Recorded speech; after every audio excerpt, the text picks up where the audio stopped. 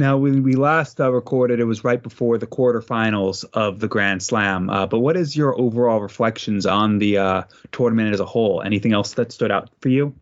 Well, first of all, I've got to say the next session that we saw after we recorded that top half quarterfinals, the Raymond van Barneveld, Gerwyn Price, Michael Smith, Joe Cullen games were two superb quarterfinals. And after that night, I was starting to think maybe we've got a bit of competition for the best ever quarterfinals in the Grand Slam as a whole set of four. But I don't think they quite edged the 2020 selection in the end. But those two games were quality games. Barney beating Gerwyn Price 16-13 and both players playing really well in that one. And Price was running away with it at one point, Barney coming back. And I think for Barney fans, you've got to be quite excited about how he performed in that game, especially coming from behind. It's always something that we've said about Barney is that when he does fall behind by quite a bit, the head drops, he starts to shake his head, but stuck at it, and to come back and beat the world number one the way he did was a very impressive performance for him. And okay, fell short in the semi-finals, but it's his best run that he's had in a ranking major for almost 5-6 years. So for him to do that in this comeback is great for him, and he's got at least another year, many more years, you'd say, on the tour, the way he's playing in the last few weeks. And I've already mentioned the Michael Smith, Joe Cullen game, but that was a really good game. And we should give a mention to Nathan Aspinall. It's a second major final for him in as many months, and beating Alan Suter, it was his first appearance in a major quarterfinal. That was a fairly close game, 16-12, and that was the exact same scoreline in the semi-final against Luke Humphries, who got to another major semi-final. We've just seen him repeat that at the Players' Championship finals at the weekend. And a word for Luke Humphries as well, beating Michael van Gerwen 16-10 in that other quarter-final. And to beat Michael over that distance, okay, he's had a few wins over him in the past in majors on the Euro Tour, but to do it over that length is that's going to stand him in good stead going forward as well. But I think really overall, as I look back on the tournament, it's a debate which has cropped up again, and it is the two semi-finals were close, but the final, again, was a pretty one-sided affair, wasn't it? And that's 3 of the last 4 years we've seen it be a one-sided final. And the outlier in that is, of course, 2020, and that final behind closed doors was played on another day. We didn't have the final and semi-finals played on the same day. So for me, I think that is something that the PDC have got to look at. I think we've got to go to making the semi-finals on one day and the final on the final day. And I think there's probably 2 ways they could do that, and that is if they started it a day earlier, maybe a Friday night, and brought every session forward, or you cut the quarterfinals back, you put them to maybe 1st to 10 or maybe a little bit further on, 1st to 11. But I think, yeah, if you want to make this Grand Slam one of the key events, the big events on the calendar, you don't want to see a one-sided final every year, and we've seen it for 3 of the last 4 years. So for me, that's got to be something that's got to be looked at for next year.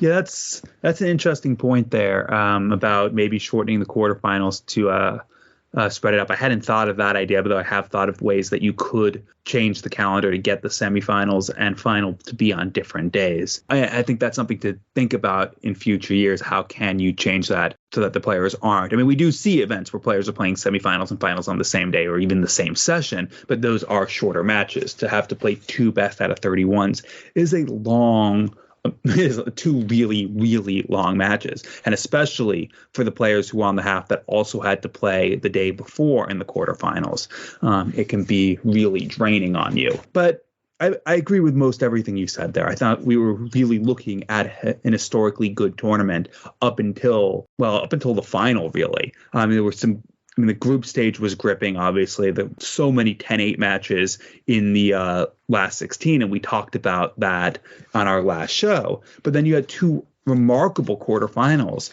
on that Friday night. And, Gerwyn Price was up 8-3, and Raymond van Barneveld won 11 of the next 13 legs to turn that match around, to win 11 out of 13 against the world number 1. And yes, okay, Gerwyn Price made some mistakes, but Barney was always there to punish. And Barney forced Gezi into those mistakes, and that's why he turned that match around, and that's why he's now in the top 32 in the world. And we'll talk about that another time, but I'm trying to remember what he did the last time he was the number 32 seed at the World Championship.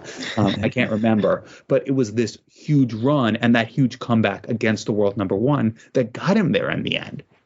And then Michael Smith, you mentioned on the last question, that match against Joe Cullen very well is the match of the year, or at least a contender for it, especially coming back and what it ended up meaning in the end when he went on to win the title. The other two quarterfinals weren't as good. Alan Suter had plenty of chances to beat Nathan Aspinall, but he just kept going to double 18 and he kept missing double 18. And that match easily could have been 16-12 the other way around. If of the two, Suter's probably the one who you could say looked the more likely player throughout most of that match. He just couldn't finish off legs. And that's not to take anything away from Nathan Aspinall. It was just Suter was putting himself in position almost every leg and just couldn't get over the line too many times. And Aspinall took advantage and won that match. And Michael Van Guren he fell behind. Luke Humphries punished him at almost every opportunity, and Michael Van Guren just didn't look like the player he's been for the last 4 or 5 months. Those two things combined meant he had no chance. Luke Humphries, I wouldn't say he was on song, but he didn't do much wrong. Michael Van Guren didn't do much right. There was only going to be one winner in that match, and what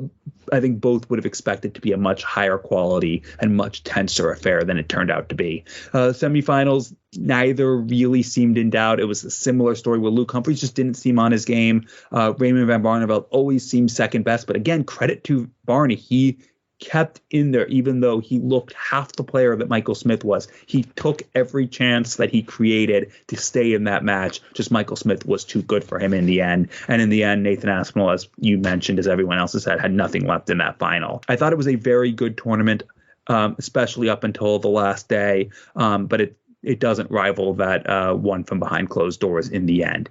That said, it's still been one of the best tournaments start to finish so far this year. It was a very good Grand Slam of darts with the most deserving of champions.